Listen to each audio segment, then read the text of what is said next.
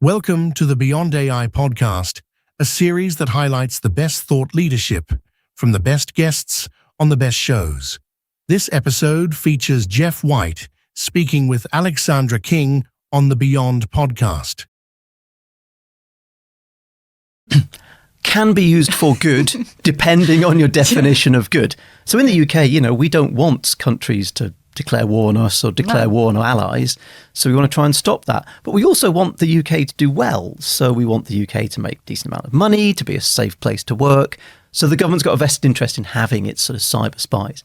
But you've also, of course, got organised crime gangs who've increasingly realised that rather than robbing a bank with a gun and getting maybe 10 years inside, if you can hack into a bank, steal the money, but then never get caught because you're in a different country, that's probably a better way of doing things. So you've seen an explosion in organised cybercrime. And obviously, you will have your money online, probably in an online banking situation, investments online. Increasingly, our finance, our wealth has shifted online. So the crooks have just followed it there. And the third group I'd point to is sort of what you might call kind of have-a-go hackers, sort of what you might call bedroom hackers. These are called hacktivists. So these are folks who are generally younger, generally male, it has to be said, who like a challenge. They often come from the video gaming community and they end up in the shallow end of computer hacking. Those people are probably less technically skilled than the government hackers, but they know exactly how to run a hack. They know how to do maximum damage. They know how to do PR damage to a victim to really embarrass them. And so that's what those hacktivists are extremely good at.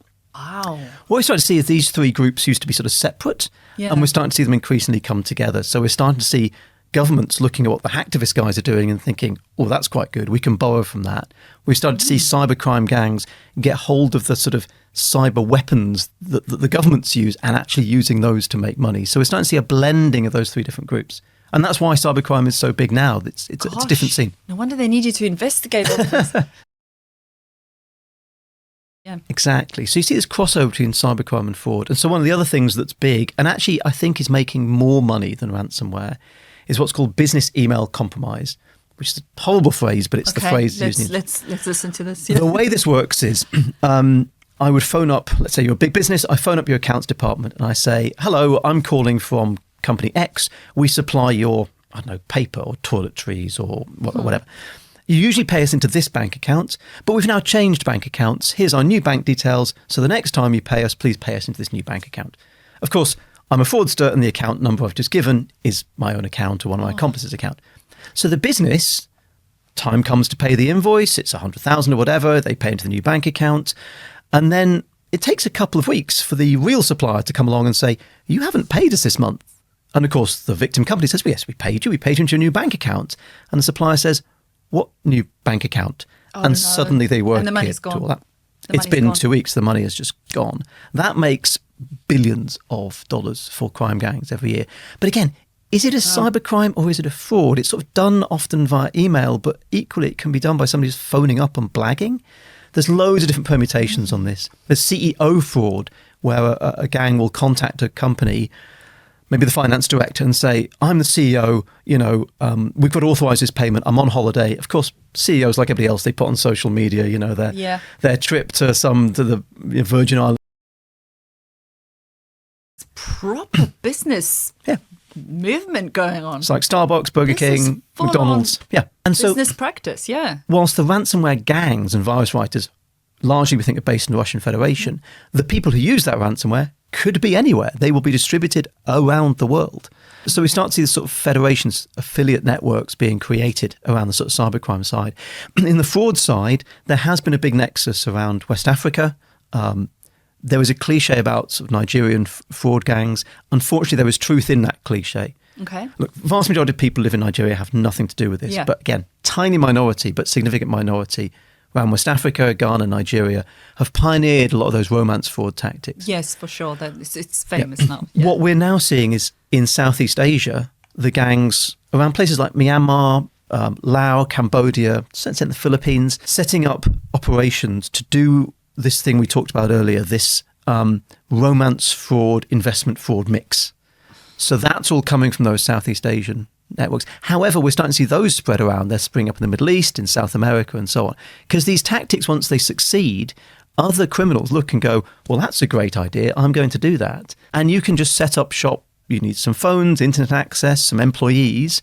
There's no reason why you can't set up one of these operations. So in terms of regions, you can say some things about where the regions are and what's going on, but increasingly we're looking at a sort of increasingly globalized picture. Well, it's great technology. The flip side of that, unfortunately, is the fact that everybody's able to communicate with everybody everywhere around the world pretty much all the time is brilliant. It's amazing. It also means that bad people can use that communication. So unfortunately, it's the cost. The cost of the wonderful world of tech we live in is that we have to be a bit more suspicious, take our time a bit more. Everything has its price. It does. But in a way, you can get the leg up, whereas if you know that they're doing all this sinister stuff, then you adapt. We also adapt. That both sides will adapt in order to balance out, I guess. Precisely so, yeah. The whole thing. Okay, so let's just say they're planning a cyber attack, on a big company, and it's already in work. What's sort of been going on behind the scenes? Sure. First thing you need is research. There's a lot of parallels actually between the way organised cybercrime happens and the way just organisations work. Mm-hmm. Let's compare this to you wanted to take over another business. You want to do a hostile takeover or semi-hostile takeover. First thing you do is you research. You want due diligence on this. Cool. How many employees? Where are they? What roles? What are they earning? What are their email addresses? What's the market value of the company? Where are they based? Offices? All of that.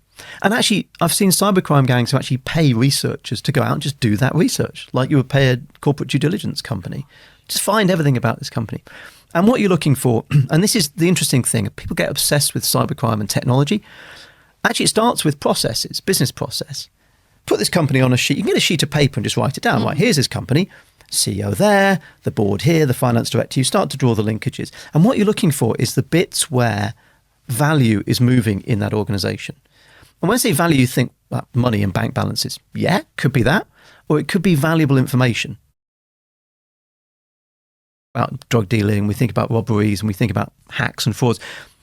Without money laundering, there's an argument to say none of it would happen. Yeah. So let's say we go into business and we start selling drugs on the street and we start making millions in cash. A lot of drug deals on the street are still in cash. Great. We've got million quid. That's a good payday. Fantastic. So we want to go and spend that ourselves on something, maybe a nice car, a couple of yachts for us, something like that. Fine. Okay. You walk into a car dealership with $1 million in cash.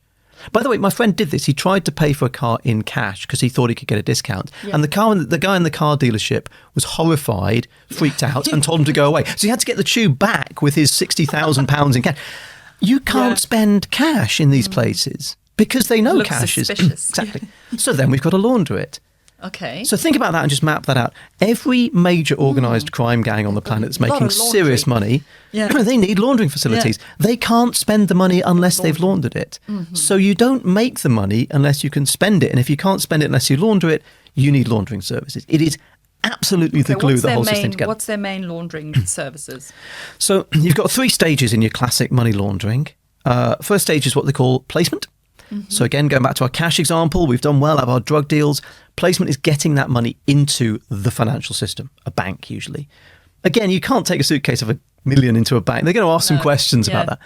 So then you say, oh, well, actually, I run some cash business, taxi driver or hairdresser, nail bar. DIY, tradespeople get paid in cash.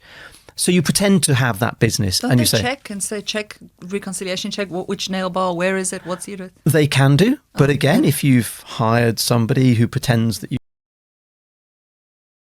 it's not necessarily dodgy, but I would want to ask some questions and sort of say, is there a reason why you've not got a card? You can take a payment into a direct bank account, but you've not got an iZettle machine or a company bank account. There would be an odd one, but it's not necessarily absolutely dubious. So, but you're saying some of these nail bars, some of these places might be involved in this money laundering thing. If you've got a lot of cash and a lot of particularly street level drug crime is still cash orientated, you're going to end up with scads of cash, just wads and wads and wads of stuff. You've got to find some way of sticking that somewhere safe. If you stash it in your house, stash houses get raided a lot by other crime gangs because as soon as they find out where you keep your money, they're coming after you. Police, if they come, they'll just seize the money. It's obviously proceeds of crime. So you've got to get that money somewhere safe. You've got to get it in the bank.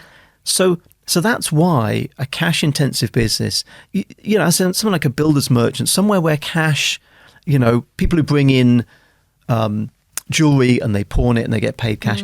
Cash-intensive businesses are useful. They're not all dodgy. They're not all criminal by any means. Of course, yeah. But if I had a load of cash, I'm looking for where in society cash lives, so I can take my dodgy cash and mix it with clean cash. So wherever you see lots of cash, criminals are going to be interested in it.